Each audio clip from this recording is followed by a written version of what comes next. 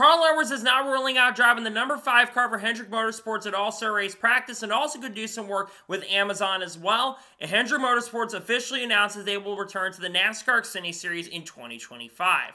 What's going on, guys? It's Daniel and welcome back to our video. We got some NASCAR and other motorsports stories discussed here today on the channel. Let's go ahead and just jump straight into those really quickly. We're first going to take a look at a ton of paint schemes that have been revealed over the course of the last couple days. Let's go ahead and just jump straight into them. The first paint scheme we're taking a look at is Andres Perez 2025 Tailcal scheme that we'll see at a ton of races, including Daytona.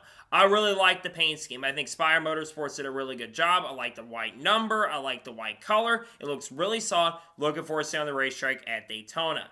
The next paint scheme we're taking a look at is J.J. Yeley's 2025 Green River Distilling scheme that we'll see at the Daytona 500. Scheme's alright in my opinion. I think the colors do look really cool, and it's great to see that NY Racing does have a sponsor for the Daytona 500.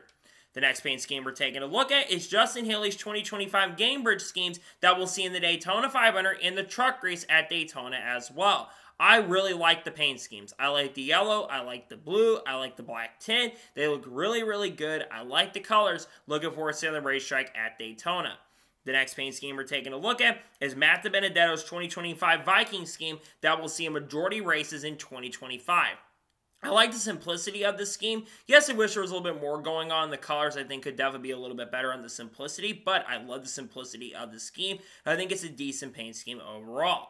The next paint scheme we're taking a look at is Grant Enfinger's 2025 Grand County Mulch scheme that we'll see in around 10 races in 2025. Scheme looks very similar to one he had in 2024, but I think it's honestly not a bad looking scheme, all things considered. Looking forward to seeing on the racetrack this year. The next paint scheme we're taking a look at is Jimmy Johnson's 2025 Carvana scheme that we'll see at the Daytona 500. This scheme, of course, was designed by Shaq after they had a dunk contest very recently. I gotta say, this one does look really, really solid. I do like the black tint on it, the blue as well. I think it looks really, really solid. I think Shaq did a pretty good job on it. Looking forward to seeing on the racetrack if he can make the Daytona 500. And the final paint scheme we're taking a look at is Mason Massey's 2025 Brunk Workshop scheme that we'll see in select races in 2025. I do think the scheme's alright in my opinion. It looks very similar to the other Brunt schemes he's having to driven for teams like DGM Racing. Overall, I think it's got a decent tint to it, and I'm looking forward to seeing the racetrack this year.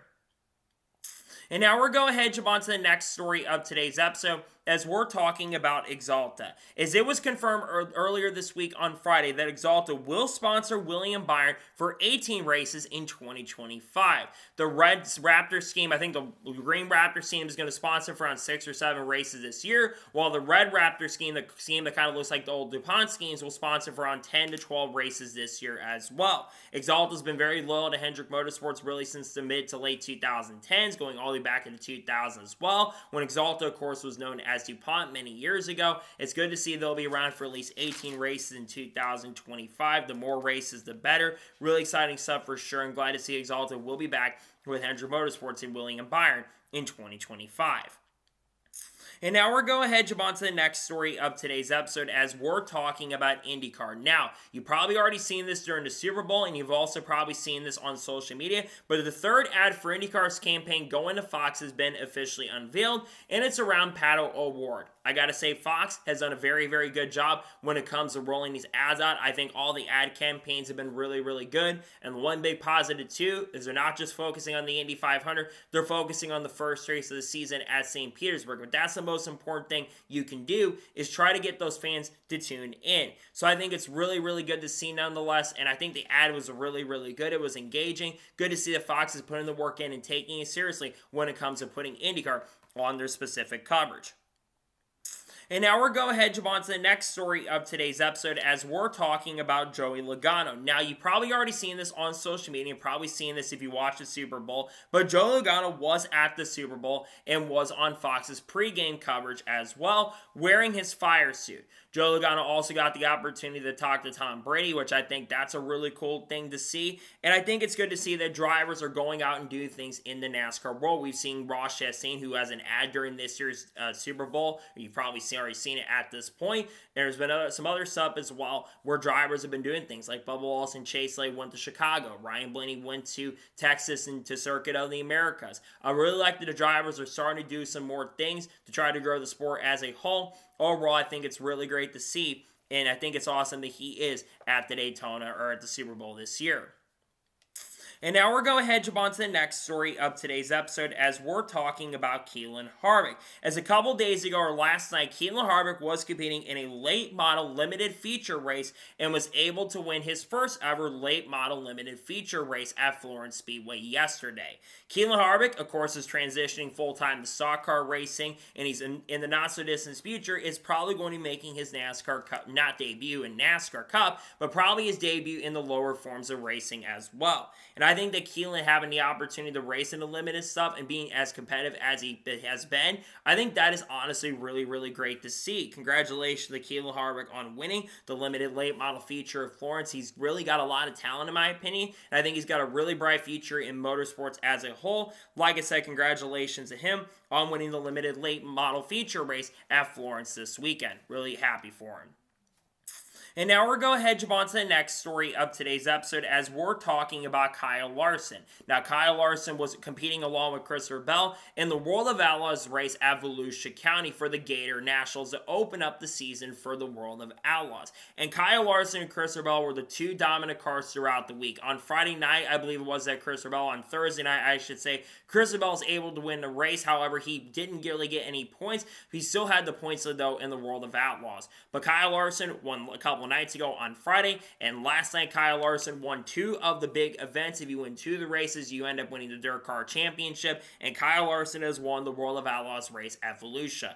Congratulations to Kyle Larson. I think that's like his 36 or 37 career World of Outlaws win, if I'm not mistaken. So he's getting higher and higher up on there. And what's funny is Kyle Larson is currently the points leader right now in the World of Outlaws, despite the fact that he has a series he's competing against that being high limit. Nonetheless, congratulations to Kyle Larson on winning, and a well-deserved win for Kyle Larson to win the World of Outlaws race at Volusia. Congratulations to him on picking up the win there. Really happy for him. And now we're going to jump on to the next story of today's episode as we're talking about Drive to Survive. As it was officially confirmed on Friday afternoon that Drive to Survive Season 7 has been officially announced and will be coming back for another season. It will be available on Netflix across all countries starting on March the 7th to coincide with the Formula 1 season starting for 2025. This new Drive to Survive season will go with the 2024 year. Now, obviously, I am surprised that Drive to Survive is sticking around for as long as it's been. I don't know how much longer Drive to Survive truly is going to end up sticking around just because of the fact that I think, one, people kind of gotten tired of the over-dramatization of Formula 1, because Formula 1 on its own has got a lot of drama as it is. You don't need to over-dramatize it to make people really, really happy. But that being said, I think it is good they're coming back for one more year. Again, we'll have to wait and see if they go back for Season 8, but I think it's good they're going to come back for Season 7. I was expecting to make a comeback this year, but it's unknown after this year if they are going to come back. We'll just have to wait and see if they decide to make another season and decide to come back in 2026 with a Season 8. And now we're going to jump on to the next story of today's episode as we're talking about GK Racing. As it was reported, I believe, by TobyChristie.com and Joseph Wrigley that GK Racing is expected to be returning to the Truck Series at Daytona International Speedway this weekend with the number 95 truck. GK Racing, I believe, made a select starter too in 2024. I think they were attempting to qualify for the truck race at Daytona. It's unknown because they have not announced who the driver is going to be at this point. My speculation currently at the moment right now is it probably will end up being Clay Greenfield. That's who I think it's going to be. I think Clay has driven for this team in the past, I'm pretty sure. So that's who I think most likely will end up driving for this team in 2025. And we don't know the rest of the schedule for this program currently at the moment for 2025. That being said, though, I do think that GK, another team on the Truck Series, is really, really great to see. And I hope this team has the opportunity to make it. There's going to be a lot of really competitive trucks trying to get in, but there's also less competition in trucks this year. But I don't know where the pace and speed is going to come from this program. That's what I worry about. Again, the rest schedule has not been announced and the driver has not been officially confirmed. But if you want my opinion, I think it will end up being Clay Greenfield who ends up driving this truck at Daytona this weekend. That's who I think will be behind the wheel. And now we're going to head jump on to the next story of today's episode as we're talking about Akinori Ogata. As it was announced a couple days ago on Friday that Akinori Ogata has officially formed a new truck series team that will debut in a couple weekends at Atlanta Motor Speedway. It is going to be called Akinori Performance. The number they're going to use is the number 63. Akinori Ogata is expected to drive the number 63 truck at Atlanta Motor Speedway, while Kenko Miuri will drive all the road course races that Trucks has, which will be about 3 or 4 Truck Series races this year. Akinori Ogata has been trying to make it big over the course of the last couple years in NASCAR, and I really love the tenacity that Akinori has. Here's the issue: Akinori has not really had the pace and speed. But I really hope with this venture and this opportunity, he actually can be very, very competitive. I just worry with the equipment because I think they're going to have Toyotas, I'm pretty sure. I do worry about the equipment just a little bit. And when a new team starts, generally, it takes some time for some of these teams to get up to speed. And if you don't have the finances, you don't have the backing, you don't have the sponsorship around it, it can definitely be a little bit of a struggle. So I really hope he can have a lot of success because I think that'd be really cool for him to run really well this year. I just don't know if he is going to have the pace and speed to contend. But again, it's great to see a new team on the racetrack. That's the most important thing. The more of those good teams that can show up on the track, the more teams that can show up and be competitive, the better it's going to be. So we'll see how Akinori Ogata can do, and we'll see if this team can show a lot of pace and a really strong speed. We'll see what the number 63 team can do in 2025. And now we're going ahead and jump on to the next story of today's episode as we're talking about the NASCAR race at Mexico City. As it looks like the layout has been officially unveiled for the NASCAR Cup race at Mexico City. When you take a look at it, it looks very similar to the one that NASCAR ran from 2005 to 2008, except the stadium area has been officially opened up. So pretty much the layout that they're going to be using for the Cup race at Mexico City is going to be the same layout the Formula One has, with I think some differentiation around it in some of the areas. It seems like maybe 5 and 6, there's a little bit of difference down there. But it seems like for the most part, the track is going to, like I said, be very, very similar to what we've seen in Formula One. I think it's going to be a very interesting race. We know a lot of people are going to be showing up, and I hope the race can be really good. I don't know if they've revealed how many laps exactly the race is going to be. I've heard it could be around 76 or 77 laps. I'm not entirely sure. It could also be a 100-lap race, too. We'll have to wait and see with this being such a short race. I think it could be a race that does go by very fast and very, very quickly. But I hope this is a good race for everybody. I think the road course racing has been iffy with the next-gen car, but I think there's definitely a good chance and opportunity for the racing to be really solid and very, very good. So we'll see what happens in regards to the racing itself. I hope it can be a really, really good product in Mexico. We'll just have to wait and see, though, if the race in Mexico City can be really fun. I look for guys like Shane Van Gisbergen and Kyle Busch, Kyle Larson, Chase Elliott, Ross Chastain, those guys, along with some other guys in Xfinity like Connor Zilisch, and of course, maybe Kurt Busch down the road if Car Lovers they want to come back. I expect those guys to definitely be very competitive in the race later this year at Mexico. And now we're going ahead and jump on to the next story of today's episode as we're talking about Anthony Alfredo. Now, earlier in the last couple weeks, Bob Pockrass had a lot of interviews with drivers at production days a couple weeks ago. And one driver that Bob got to sat down with is Anthony Alfredo. And basically, Anthony Alfredo has confirmed something that's been rumored that he is a sim driver for Hendrick Motorsports. And once again, will be the sim driver for Hendrick Motorsports in 2025. For a couple years now, Kyle Weatherman has been the main sim driver for the team. I don't know if Kyle Weatherman is still doing the sim work for Hendrick Motorsports currently at the moment. It doesn't seem like he's doing it right now. But Anthony Fred has kind of taken over that ownership role, or basically taken over that sim driver role for Hendrick Motorsports. He says, I think he said that he has seen some of the people in Hendrick Motorsports, and he does get to talk to some people over there at Hendrick Motorsports as well. Anthony Alfredo is highly regarded in this industry. He's someone who has shown a lot of promise over the years, and I think that Anthony is a very talented driver. He took that number 5 car last year from Auer Motorsports and took that team into fringe playoff contention in 2024. I'll go back to 2023 when he drove that number 78 car for Beach McLeod Motorsports and was extremely and super competitive. And I think overall, when you look at Anthony, I think he's got a really solid chance and a really strong opportunity to absolutely perform in 2025 with the Young's Motorsports team.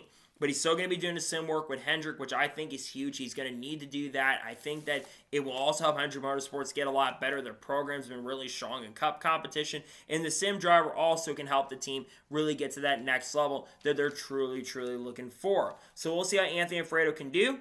with the Hendrick Motorsports team as a sim driver, and we'll see some of the stuff that Anthony can bring to the table can really help the Hendrick drivers get up to speed and continue to grow. We'll see what Anthony Fredo can do as a sim driver for the team in 2025 once again. And now we're going to head on to the next story of today's episode as we're talking about Corey Heim. Now, during production days a couple days ago, Bob Pockrass interviewed Corey Heim in regards to a lot of things. One, revolving around being back in the Truck Series full-time in 2025 with Tricon Garage. He says he'd like to get a cop opportunity full-time down the road, but he also likes being over there at Tricon Garage because he's had a lot of success. Now, he did speak on the fact about maybe potentially making some cup starts in 2025, and he hasn't been told at this point if he is going to make any starts, but if there's any opportunity to make some cup starts this year, then he will definitely take that chance and opportunity to get behind the wheel. There's been a lot of speculation and rumors that there will be a Ford 2311 racing car this year. In 2025, it's expected that the number 50 or of course the number 67, which 2311 Racing has used over the course of the last couple of years, they use it in 2022 and 2023. Sound like there's a good chance and opportunity for there to be a fourth car this year at some point. Corey Heim made his Cup Series debut last year at Nashville, and yes, he crashed out at the end of the event, but he was super, super impressive. Now, I believe that Corey Heim deserves an opportunity to be full-time in the NASCAR Cup Series, but unfortunately, he's not been given that chance and opportunity to move up full-time to the NASCAR Cup Series as of yet. The big reason being is because sponsorship and funding. That's a big reason why Riley Herbst, no offense to him, but Riley Herbst would not be in that car 2311 if it wasn't for the sponsorship and funding. And then people say, well, what about Bubba Wallace getting replaced? And I completely disagree. Bubba Wallace deserves to be behind the wheel of the seat he's currently in at this moment. And I think that Corey Heim replacing Bubba, considering that Bubba brings a lot of sponsorship and funding to the table, while Corey Heim doesn't bring a lot of sponsorship and funding, I think that would hurt the opportunity and chance for Corey to get behind the wheel. Again, though, I do expect the Ford 2311 car to show up. I know the loss is going on, and we're going to talk about that here in just a short little bit. But I do think that there will be, at some point this year, we will see Corey Heim get the chance and opportunity to get behind the wheel of a race car with 2311 Racing. I don't think it'll be long before it happens. I think it will happen pretty soon in 2025. And now we're going to head on to the next story of today's episode as we're talking about Bubba Wallace. Now, a couple days ago during production days, Bubba Wallace was interviewed by Bob Pockrass in regards to working with the new crew chief heading into 2025. And Bubba Wallace did reveal that he feels like that they're both getting on the same page relatively quickly, and he's really excited about going into this year with working new crew chief in 2025. Bubba Wallace is working with Charles Deneke, who was Christian Eckes' crew chief in the NASCAR Craftsman Truck Series in 2024. Charles Deneke had a really strong season, of course, in the NASCAR Craftsman Truck Series, where he's able to compete for a championship, made the Final Four, and picked up 4 wins en route to finishing 3rd in the championship. But 2011 has been trying to court him for the last year or so they went ahead and picked him up for 2025 and replaced Booty Barker in that role. I think that Bubba Wallace and Charles Deneke are already starting off on a very, very strong note and a really strong footing. So far, we've seen them show a lot of pace and speed. We saw what they did at the Cookout Clash at Bowman Gray Stadium very recently, where Bubba Wallace legitimately ran inside the top 5 near the end of the event. Granted, he got into Brad Keselowski near the end of the race, but he drove up inside the top 5, legitimately could have got himself a top 3 or a top 4 finish, and looked to be one of the fastest cars on the racetrack. There's a lot of people questioning why Bubba Wallace is behind the wheel of this car in the first place, which I don't really understand why people say he shouldn't be behind the wheel. He is a talented race car driver. He can get the best out of equipment if the car is there, but I think he needs someone that is going to help him really, really grow. And I don't think, no offense to Booty Barker, but Booty Barker wasn't going to be that guy that was going to help Bubba Wallace really step up and go to that next level. So I do think that him working over there with Bubba Wallace, that being Charles Deneke, I think that these two could gel very, very well, and it could lead to a very strong season in 2025 for Bubba. I've already predicted he'll make the round of 12 this year. I think there's a good likely chance it ends up happening because I think Bubba Wallace has that potential possibility, and I think it is going to be a really strong year for the number 23 team in 2025. We all shouldn't be expecting to be on the same level as teammate Tyler Reddick. I don't think that's a fair comparison to put on a guy like Bubba. That being said, I think it will be a very solid year for Bubba, and I think he will have some good speed with Charles Deneke in 2025. And now we're going to head on to the next story of today's episode as we're talking about Sunoco. As it was reported by Adam Stern on Friday evening that longtime sponsorship from Sunoco as the official fielder of NASCAR expires after 2025 per sources, and the sides are heading into the start of the season with no extension reached. NASCAR apparently is already talking to other fielding potential possibilities for 2026 at this point, but nothing has been officially announced and confirmed at this point. Sunoco has been the official field of NASCAR since 2004 when 76 or Union 76 was a sponsor for a long time as a fielder, but in 2004 things changed over to Sunoco around the time that we started getting the chase for the Cup or the chase for the Nextel Cup in 2004. It is going to be really weird for me if Sunoco is not the official fielder and is not the official sponsorship of the field for NASCAR if they do truly end up leaving.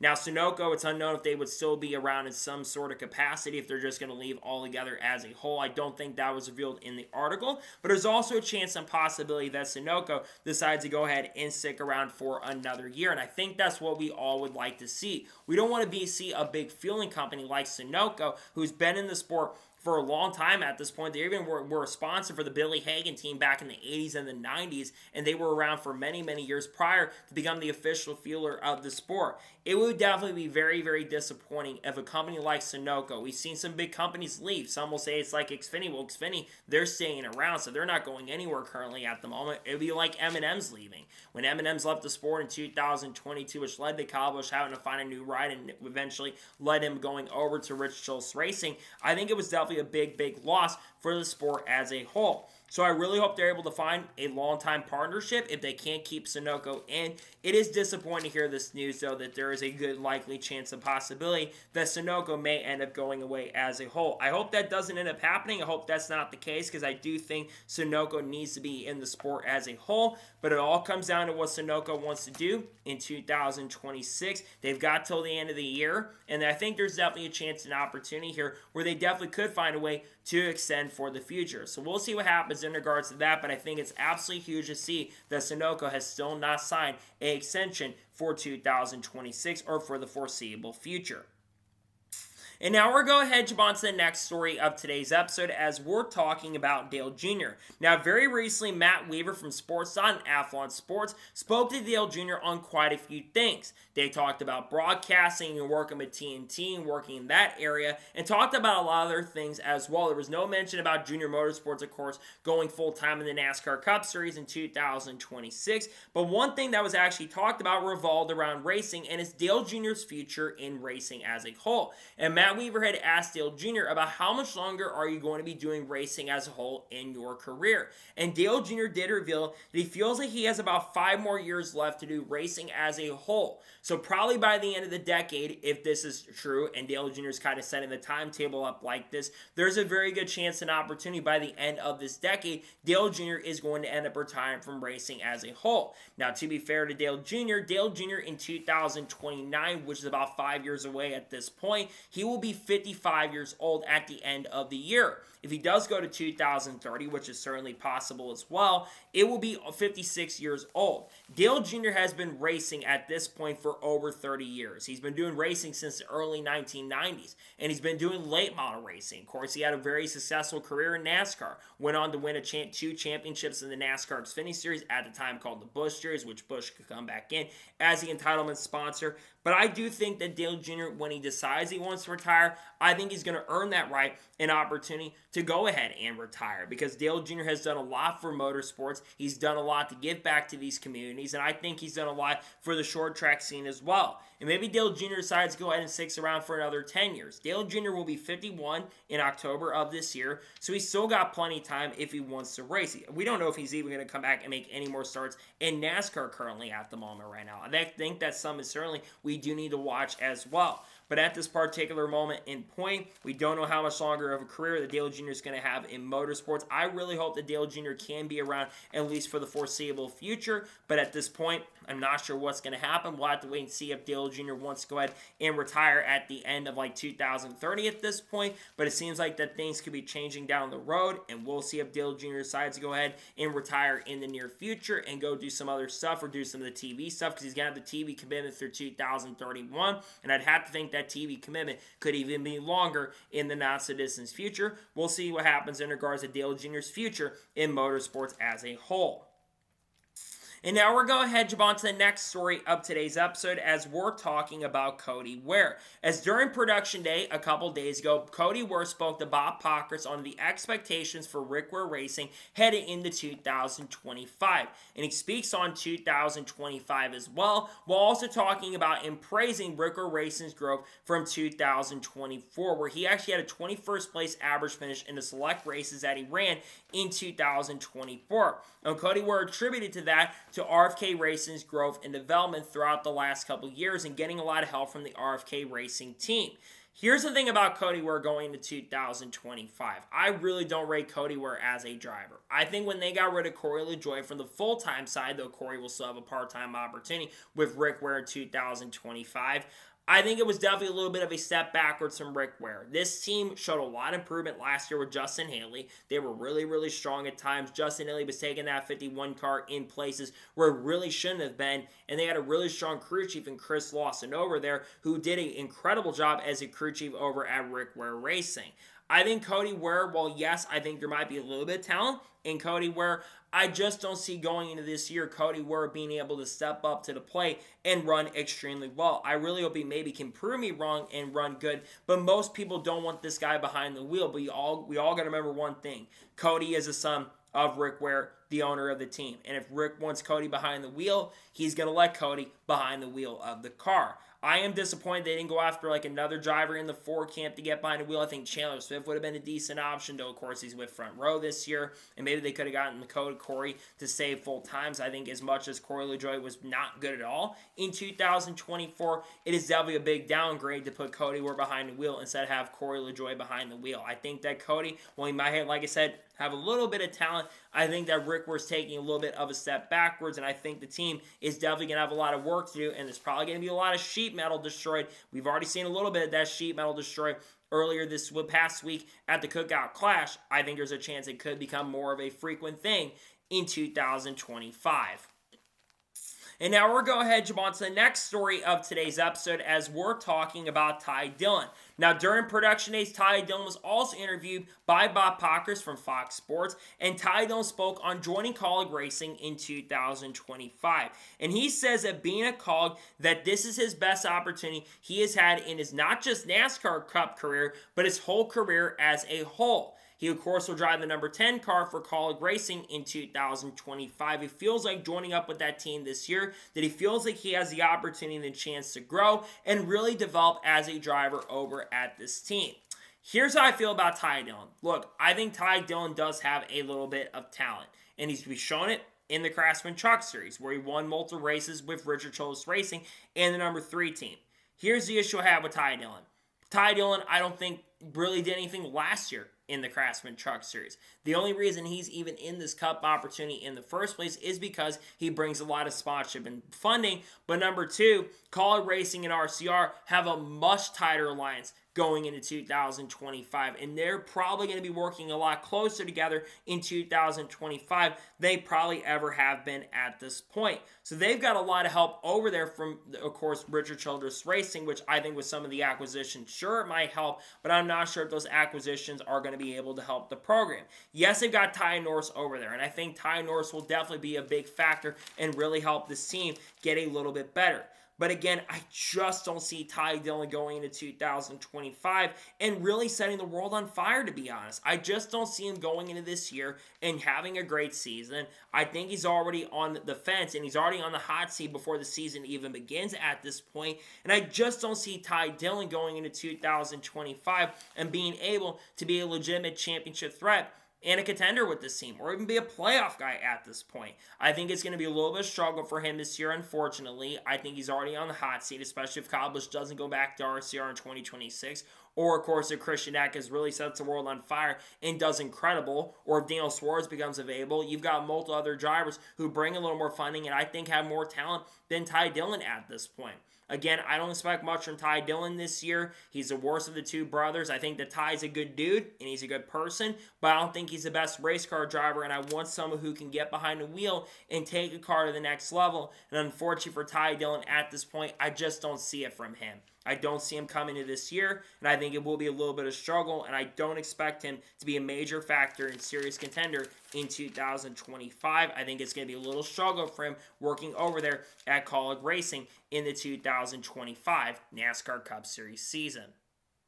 Now we're going to jump on to the next story of today's episode as we're talking about OEMs.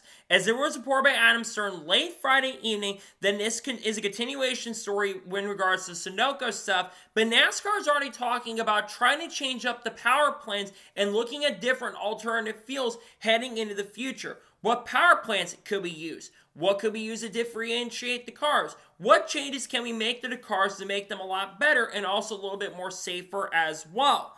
Hearing these quotes from Adam Stern, hearing this from NASCAR's Steve Phelps, it is certainly interesting. Of course, we talked about Sunoco stuff. It sounds like Sunoco more than likely will potentially may not be back after 2025, which would be very, very unfortunate. Now, currently at the moment, all three manufacturers, Chevrolet, Ford, and Toyota, are currently committed. There's been some outside talk and conversation about the future of these brands, where one could end up leaving down the road. Though it sounds like, at least for now, those manufacturers are going to be committed. But when they talk about differentiating the cars and making them a lot better, well, NASCAR, you've got a kit car. You need to let the teams, if you want to differentiate the cars and make them a lot more fun and let them be a little more versatile, you've got to let the teams be able to work on the cars a lot more than you do. If the teams even mess with it, with the spec parts, if you make them mess with it, they get massive, massive penalties. We've seen it with Hendrick Motorsports, where they kind of got rescinded, but we've seen teams get hit with big penalties in the next-gen era. Stewart-Haas Racing, last couple of years before they shut down, they had big penalties, I believe, for Kevin Harvick. I think also, I believe Chase Briscoe, I'm pretty sure, got hit with a pretty big penalty. Michael McDowell's got hit with a pretty big penalty in the last couple of years. Brad Keselowski in 2022, I think, after Atlanta, got hit with a really massive and huge penalty that really affected the team, though it led to RFK becoming a much better organization. If you want to let these teams be able to differentiate and kind of be a little more innovative with what they want to do and be more creative, you've got to give them that creative control if you want to grow. I think that's one of the reasons why we haven't seen new manufacturer officially coming yet. And I think there's a good chance it could happen down the road, sure. But we haven't seen that new manufacturer come in yet that NASCAR is really looking for. And I think that a lot of these manufacturers are really looking for innovation. That's why we're seeing in IMSA right now a lot of manufacturers joining up. You've got Ford, who's going to have a hypercar and an LMDH program in the future. Rumors of McLaren getting an LMDH program for hypercars. You've got Mercedes that's likely also going to have one as well. And Hyundai with the Genesis program, forgot about that. So if you let teams differentiate and do that, I think then you have a really good chance and opportunity to grow. But if you don't let them differentiate, that's when problems could end up arising, and it could definitely be a big issue down the road for the sport as a whole. So we'll see what happens in regards to NASCAR's future on some of these power plants, right? But I think that for the sport to grow, NASCAR is going to have to let the teams do what they want to do to try to grow the brand and the sport down the road. Otherwise, it won't happen, which will be definitely disappointing if they're not allowed to do that, in my honest and sincere opinion. And now we're going ahead and jump on to the next story of today's episode as we're talking about the 2311 and Front Row Motorsports lawsuit once again. Now, really, since around my birthday, it's been kind of quiet in regards to the lawsuit. We know the 2311 and Front Row Motorsports have both been granted their injunctions, and NASCAR, of course, is trying to appeal that injunction at this time, but there's been no updates at this point over the last month or so. We're expecting things to go to discovery, which will happen in June and July, and we're also expecting the court date to take place around December 1st at the end of this year. So really, the end of the year is when the lawsuit should be going ahead and wrapping up. But Richard Childress very recently was on the Dale Jr. Dow and is also saying podcast revealed about how frustrated he was about what happened at Richmond. But Richard Childress spoke on the 2311 and Front Row Motorsports lawsuit. He basically praises 2311 and Front Row for being the only two teams to not go ahead and sign the charter agreement, and he feels like they had really good reasons and intentions to not sign the charter agreement. He also reveals some information that we have known. The teams were basically forced at the last minute to sign the charter agreement. They also revealed, and Richard revealed this on Dale Jr. Dallin, that there were 4 key pillars that they were really looking at to make sure, and because they wanted to be treated a lot more fairly and a lot more fair. Richard feels like, and a lot of the team owners feel like, according to him, that they weren't treated the most fairly when it came to the charter negotiations. After the charter negotiations with NASCAR kind of started dying down at Daytona around the Daytona 500 week, and things were going their way, NASCAR tried to divide and conquer. And it seemed like it worked for some of those teams, while other teams, it didn't work out very well in their favor. And I think there's 4 key pillars. One, they wanted more revenue, which, of course, they got a lot more revenue with this deal, but NASCAR, of course, does control how much revenue the teams truly do end up getting. They wanted a big stake. They wanted basically to find a way to be at the table, helping make decisions, especially with the next-gen car. And there were other factors that really played a role in that. I think that they're down the road could be a team that joins the lawsuit. I don't think Richard revealed during the podcast if Richard Schultz could end up joining the lawsuit down the road. But I think if things continue the way they're going, and with the fact that you had the judges and basically NASCAR calling the RTA and the people involved with that a cartel, it wouldn't rule out a possibility or rule out the shocking potential possibility of a team down the road deciding to go ahead and join up with the lawsuit, right? I think there's definitely that possibility, and I won't rule it out at this point. We'll have to kind of wait and see if that happens, right? If another team wants to join. I've been thinking if there's any team that really can make the jump down there and could go work in this lawsuit with help with 2011 front row Michael Jordan, it is certainly Richard Schultz. They felt like it was kind of like not a cartel, but felt like it was like a communist regime forcing the teams to sign in a short period of time. And I don't think they really wanted that. So we'll see what happens in the future with the lawsuit, but I think it's certainly interesting how Richard Schultz feels about the 2011 front row lawsuit against NASCAR in regards to the antitrust claims.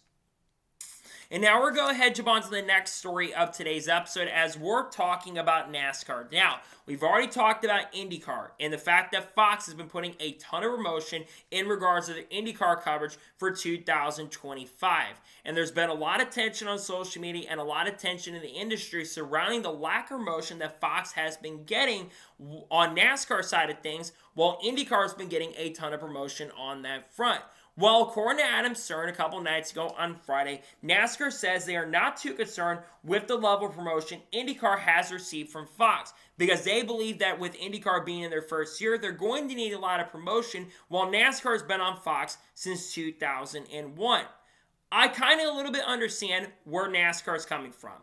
Hardcore NASCAR fans are obviously going to know where races are going to be. They're obviously going to know that they're going to be on Fox. And I think that's understandable, and I don't disagree with that entirely. Here's the issue I have. Look, IndyCar, especially with their ads, they've been getting incredible ads. The Pato O'Ward ad, the Alex Palou ad, and the Joseph Newgarden ads. They have been exceptional. They're going to have all practice and qualifying sessions on TV. Meanwhile, you have NASCAR, who has only gotten very few ads. And yes, all the IndyCar race courses are going to be on main Fox, and that is a very important thing to know.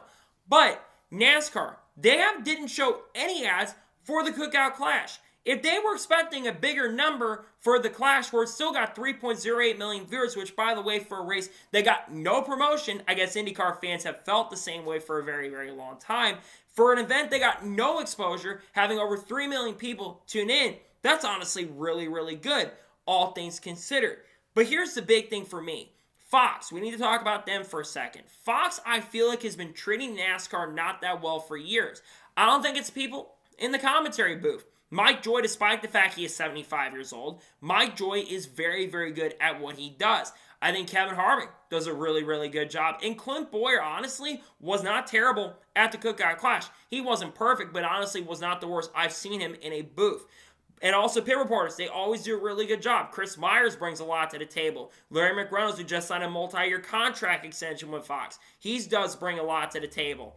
I think the people inside Fox who do the broadcasting, they're not the problem.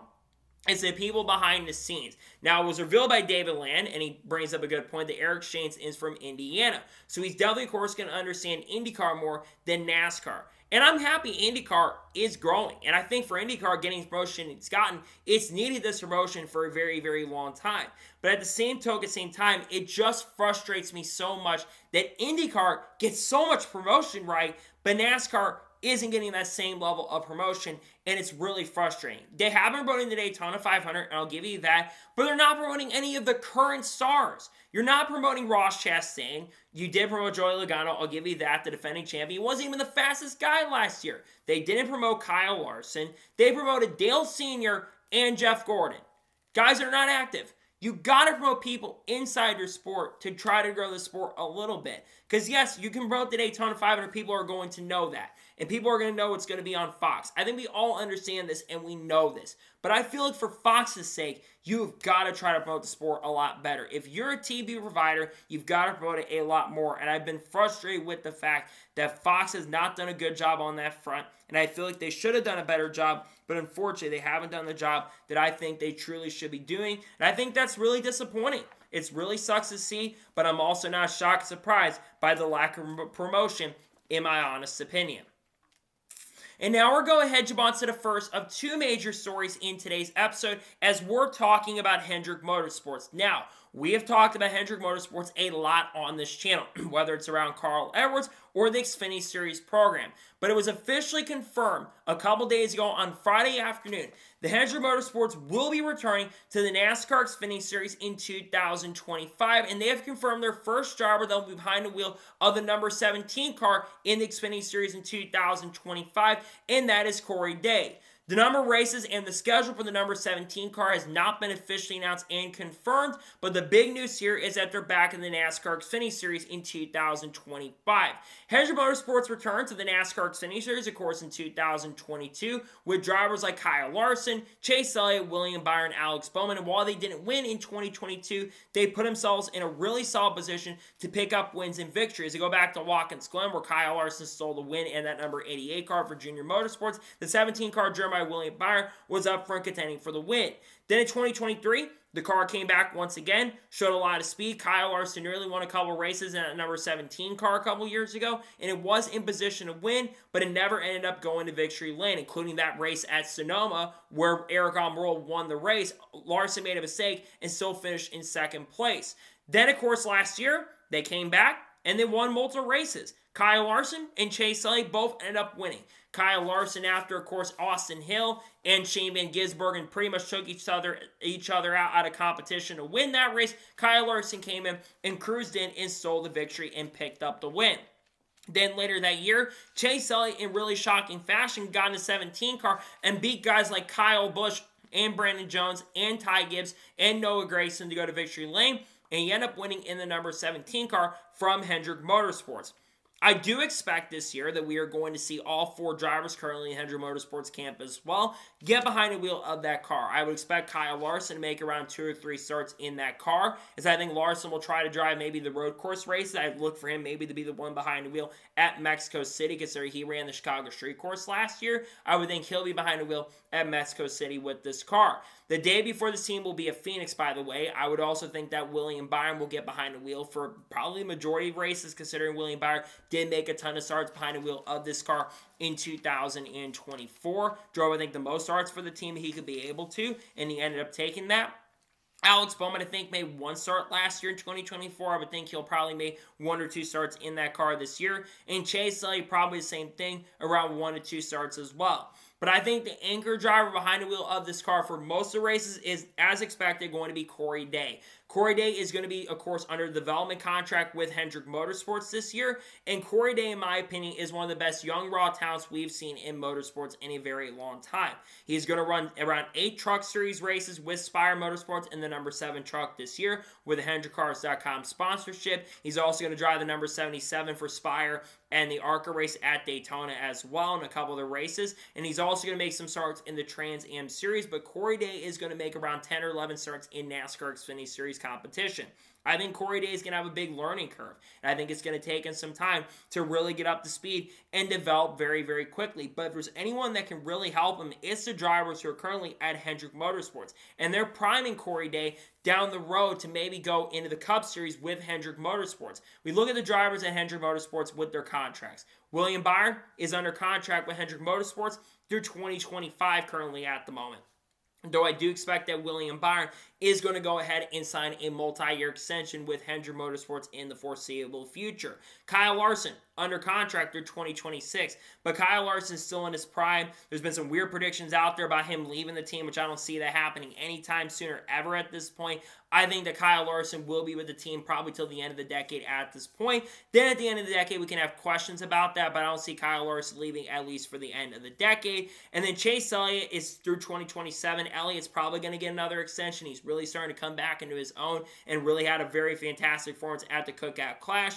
And then, of course, you have Alex Bowman, who's under contract through 2026. There's always talk about, is Alex Bowman going to lose his seat? Is Alex Bowman going to lose his ride? And I don't think he deserves to lose his seat. Alex Bowman's done really good with Hendrick over the last year, and I think he's earned the right to stick around long term. I think 2022 and 2023 were anomalies for both Alex Bowman and Chase Elliott, and they're both in good position. But I think for Corey Day, he's got a bright future ahead of him. Keep in mind, he just turned 18 years old last year, so he's got a ton of time to really get to that next level. And I think he does have a really good opportunity to really go to that next level. And working with a good team that can really help him out and develop with a lot of great people over there looking to help him grow and develop next year, I think there's definitely a really strong chance and a really good opportunity that Corey Day can run very, very well. My prediction for this car, it gets 2 or 3 wins at least. I don't think Corey Day is going to win in this car this year, but I do think that Chase Elliott, Kyle Larson are going to be the two guys that most likely go to victory lane. I do think it's very realistic possible that William Byron, Alex Bowman could also both end up going to victory lane this year, but I think it will be difficult for those guys to go to victory lane just because of the fact that it's going to take some time for those guys to run very, very well. But then again, I think there's definitely a good chance and possibility, and you also got to remember they were switching up crew chiefs throughout the year. I think that played a major factor in a major role in what happened as well. So we'll see how things go for the Hendrick car, but like I said, I do think this car will run great. I also wouldn't rule out the possibility of like a Raja Karuf driving his car at some point, or even a Kyle Busch maybe. Who knows? We could see Kyle Busch get behind the wheel of this car. We'll have to kind of wait and see who does get behind the wheel, but glad to see nonetheless that the Hendrick car that's been out there for the last couple of years will be back officially in the NASCAR Xfinity Series in 2025. I do expect it'll be a pretty competitive car, and they'll be competing for wins, and definitely will be for sure competing for victories in 2025. And now we're going to head on to the final major story of today's episode as we're talking about Carl Edwards once again. Now, we've talked a lot about Carl Edwards on the channel over the course of the last couple weeks and really over the course of the last couple years. This weekend, of course, Carl Edwards was inducted into the NASCAR Hall of Fame along with Ricky Rudd and Ralph Moody. And Carl Edwards during the Hall of Fame ceremony, if you haven't seen this 20-minute speech, I suggest spending your time in 20 minutes of your life and going and listening to this speech. It is one of the best speeches I've heard, not just Hall of Fame speeches, but one of the best speeches that I probably have ever heard.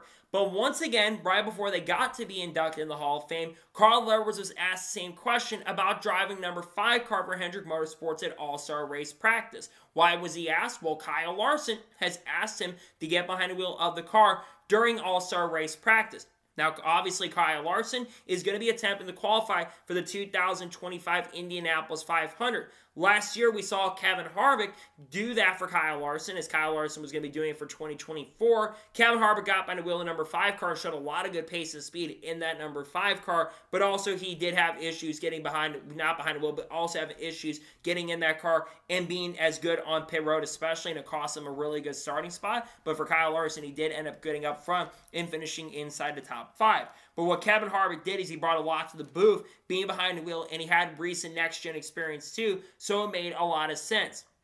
Carl Edwards has not driven a NASCAR car in nearly a decade at this point. Now, he did say, Kyle, are you fooling me? But he also did say if he wanted to have the opportunity to get behind the wheel, he did say that he would have to get and do some sim work first, which I think that is something that's definitely possible. There's been rumors that Carl Edwards has done some sim work with Trackhouse, and there's been rumors he's also done some sim work with Toyota in recent years as well. And we also know that Denny Hamlin is interested in a sense of helping him out and giving him an opportunity as well. But that's not the only thing that's been kind of rumored around with Carl Edwards. According to Jenna Fryer from the Associated Press, Carl Edwards has also been gauging a lot of interest from Amazon and the people over at Amazon Prime. Apparently, according to Jenna Fryer, it sounds like that Amazon is very, very interested in working with Carl Edwards. Now, Carl Edwards in the last couple of years has expressed some interest in doing some TV stuff. And when it was announced that he was going to be inducted in the NASCAR Hall of Fame early last year around May, around the time we had the Coke 600, he did say that he was very interested in doing some TV work. At the time, the broadcast booth had not been announced for TNT and Amazon, and Jenna Fryer had reported that Carl Edwards was going to get behind the wheel, not behind the wheel, but get in a broadcast booth and be in the running for it. Well, that would, number one, have to be a four-man booth because Amazon has already announced their booth for 2025. We've obviously got Adam Alexander being the lead guy, Dale Jr. being the driver, and Steve Letarte being the crew chiefing analyst for the team. They could do a four-man booth, and that is certainly is possible, but I don't know if that would be something that could end up working out. We've seen NBC, and I think that's one issue I have in NBC is I feel like at times it was too crowded up there, but then again, they separated them in two different booths, so you could definitely do a four-man booth if you certainly wanted to. But getting back to it, I think him doing Amazon work and working with Amazon Prime would honestly be really, really great to see. Carl Edwards, I think when he did the commentary a couple years ago in 2023, when they didn't have a full-time third commentator over there at Fox, I think Carl Edwards did an exceptional and a really amazing job. He brought a lot of analysis. He brought a lot to the table for a guy that really hasn't been around the sport. I think that he did an absolute amazing and very, very good job when he was in the broadcast booth for Fox in 2023. And we've been seeing Carl Edwards around the track a lot more too. The big positive we think about, right, is he's been a lot more active at the track. He was at tracks like I think Daytona or I think he was at the Charlotte Roval, I'm pretty sure, not too long ago. And he did reveal during his Hall of Fame ceremony, during when he was getting inducted, he is going to be back at the track a lot more, which is really, really good to see. And Dale Jr. people in the industry have said that if Carl Edwards gets closer to the sport, and the closer he does get to the sport, the more likely he wants to get back behind the wheel. But I do think, and I will agree with what Eric E. steps out on this channel, I think that opportunity for him to have a comeback behind the wheel of a race car, I think that opportunity is starting to close just a little bit. One, because Carl Edwards is almost 50 years old. Two, it's been nearly a decade. Now, people would say, would he be approved to do the All-Star practice session? And I think he definitely would, because it's not like he's getting behind the wheel. This is not the same situation with Mike Wallace, right? Yes, I know Carl Edwards hasn't been racing in a car in nearly a decade, but if it's just for an All-Star practice session, right, I think the NASCAR would definitely allow him to do it. Carl Edwards is someone that would be allowed because he's a NASCAR Hall of Famer at this point, but he's a guy that nearly won championships. And if Carl Edwards decides to not go ahead and get behind the wheel of a race car and drive the All-Star practice session like I predicted earlier today, honestly, I think that'd be really, really cool. And I think that's fine too. He's had a great career. He's had a very successful career. But I think people like myself would really like to see that career closed out on a really, really high note. And if you got the opportunity to drive a Hendrick Motorsports car, you take that chance even if it's for a practice session. But going back to the other side with the Amazon stuff, I would love to see him in the TV booth and doing some stuff on TV. Carl Edwards carries himself with a lot of authority. He's got a really huge charisma around him. He's got just this aura around him that really, he does such an incredible job with whatever he ends up doing. And I think regardless of what Carl Edwards decides to do, whether he wants to come back to the sport or not in some sort of capacity, whether it's doing the TV stuff, whether it's doing the other stuff, I think that's just good to see that he's back in the sport in a pretty big way. And I think him showing up to the track, that's a big positive for me too, because at least he's being wanted around. The people in the industry have embraced Carl over the course of the last couple of years. It's been this huge phenomenon about this what-if scenario. Because a lot of people like myself know that Carl Edwards could have had a much more successful career in the sport had he stuck around. And Carl Edwards is probably going to retire not too far down the road. He probably would have retired around the late 2010s, but he probably still could have been super, super competitive. He was in his upper 30s when he retired, and people feel like that he didn't get to close his career out the way he wanted to, but I think that Carl got to decide what he wanted to do. So overall, I think for Carl, I think it'd be cool for him to do the Hendrick stuff. I think it'd be awesome for him to do the Amazon stuff. I really hope he does get the chance and opportunity to do that. Overall, like I said, I'd like to see Carl Edwards come back in some sort of capacity. If he doesn't come back, it is what it is at this point. Carl Edwards did have a great career in the sport, though, and I want to congratulate Carl also on getting inducted in the NASCAR Hall of Fame, a well-deserved induction with everything he was able to accomplish in the sport, and glad to see that he was also inducted in the Hall of Fame this year. So, that is going to be today's Law NASCAR News and Motorsports News episode. I want to thank you guys for watching. Please subscribe to the channel, notifications on, so if I win a video, it does go live on my channel. Follow me through Facebook and Instagram, and support me on Patreon as well. Let's go below that and comment your thoughts below on today's episode. You think Carl Edwards will return to the sport in some sort of capacity in 2025 or not? Let me your thoughts in the comments below. And what are your thoughts about Hendrick Motorsports being back in the Xfinity Series in 2025? Let me your thoughts in the comments below. I don't think there's any more videos dropping today on the channel, so tomorrow you should be getting race picks for the Xfinity and Truck Series races at Daytona. Wednesday we'll have the Daytona 500 picks dropping on the channel, and we'll also have a news video most likely dropping after Daytona 500 practice ends up happening. Then on Thursday we'll likely have the reactions to the duels coming out. We also will have some other content dropping as well. Friday we're going to basically have a NASCAR news video dropping in the Truck Series race review, and then on Saturday and Sunday we'll have reviews for the Xfinity Series race and the Cup Series race for the Daytona 500. We've got a lot of great content dropping on people like Haley Deegan, Shane Van Gisbergen, Carl Edwards, Kurt Busch, Kyle Busch, Sam Mayer, Sheldon Creed, Eric Almirola, Chandler Smith, Bubba Wallace, 2311 front row. Again, Eric Almirola, Chandler Smith, all that good stuff. Cletus McFarland, Matt DiBenedetto, you name it. We'll have it on the channel really soon as we get closer to the start of the year and season. Same with Rasha, St. Daniel Suarez. So anyways, like I said, I want to thank you guys for watching today's episode, and I'll see you guys next time for more great, awesome NASCAR content and other motorsports content on the channel like this. Take care, buddy.